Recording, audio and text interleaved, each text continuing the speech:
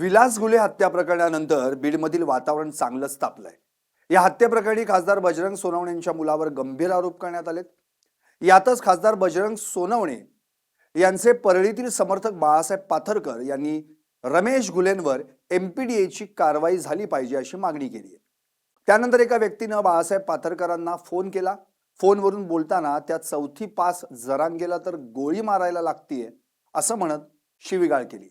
याची कथित call recording viral झाली असून यामुळं सर्वत्र एकच खळबळ उडाली. राम राम साहेब. राम राम. कोण बोलतात? हा, कोण बोलत आहात? बाळासाहेब पाथरकर बोलतो. अरे नमस्कार नमस्कार. तुमचं गुणगान लय मीडियावर होईल बाबा. काय कारनामा केला की तुम्ही? काय चलत असते काय ते आता काय चांगल्या माणसाला लोक बदनाम करायला निघाले. काय चलत राहते चांगलं काय वाईट काय. सगळ्या नजर कुणाच्या नजर चांगलं असतं कुणाच्या नजर वाईट असतो तसं काय नसतं. मी ते मीडियावर तुमचे नंबर बिंबर मिळाले बाबा मला, म्हणून मी म्हणलं चला सहज कॉल करता. हा हा. पण चांगल्या माणसाची बदनामी करणं चुकीचं आहे ना. हा आता जे असेल ते असेल. आता नाही ते चौथी पाच जरांगे त्याच्या गोळी मारावं लागते माहितीये का तुम्हाला? नाही नाही 4th-5ला सण जिरला ना तुमचा. तेच बोलायचं तुम्हाला तुम्ही जे बोलायला ती. हा हॅलो. हा तेच मी तुम्हाला बोलायलो. हा.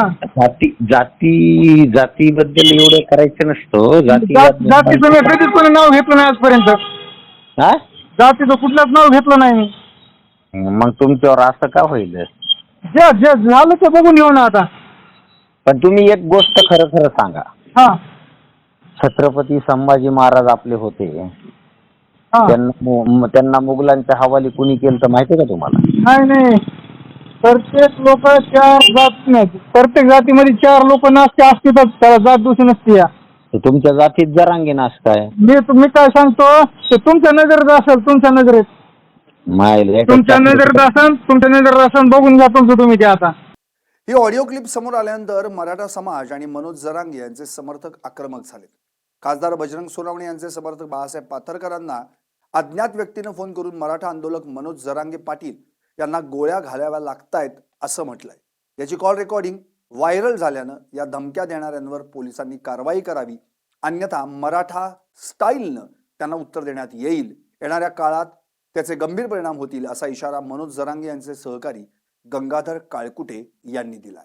संघर्ष योद्धा मनोजदादा जरांगे पाटील यांना गोळ्या घालून मारण्याची भाषा करणाऱ्यांना आणि मनोजदादांना संपवण्याची भाषा करणाऱ्याला आम्हाला सांगायचंय की तुम्ही जर या दादाकडे येत असाल तर त्याच्या अगोदर दादांच्या आणि तुमच्यामध्ये 6 कोटी मराठे आहेत, त्यांचा आधी सामना करा आणि नंतर दादाकडे या. तुम्हाला दादापर्यंत पोहोचणंही शक्य होणार नाही. आणि माझी पोलीस प्रशासनाला आपल्या माध्यमातून विनंती आहे की जे कोण हे असतील सातत्यानं मनोजदादाला जीवे मारण्याची भाषा करतायत त्यांच्या मुसक्या आवळल्या पाहिजे, त्यांच्यावर कठोर कारवाई केली पाहिजे. आणि त्यांनाही सांगणं जर पोलीस कारवाई करणार नसतील, जर इथून पुढे मनोजदादाला किंवा जे समाजाचं काम करतात मराठा समाजाच्या बांधवाला कुणी जर असं गोळ्या घालण्याची किंवा जीवे मारण्याची धमकी देत असेल त्याला मराठा समाज त्यांच्या स्टाईलने उत्तर दिल्याशिवाय राहणार नाही. हे सुद्धा असं वाचाळवीरांनी आणि धमक्या देणाऱ्याने ध्यानात ठेवावं. आम्ही सुद्धा बांगड्या भरलेल्या नाहीत. वेळ आली तर आम्ही इतिहासात दाखवून दिले शस्त्र सुद्धा उचललेले आहेत. त्याच्यामुळे आम्हाला आमच्या मूळ स्वभावावर आणू नका. नसता येणाऱ्या काळात मग गंभीर परिणाम या वाचाळवीरांना आणि या धमकी देणाऱ्यांना भोगावे लागतील एवढं मात्र नक्की आहे. म्हणून माझी पोलीस प्रशासनाला राज्य सरकारला विनंती आहे, या प्रकरणाची चौकशी करा आणि कठोरात कठोर कारवाई जे दोषी असतील त्यांच्यावर करा.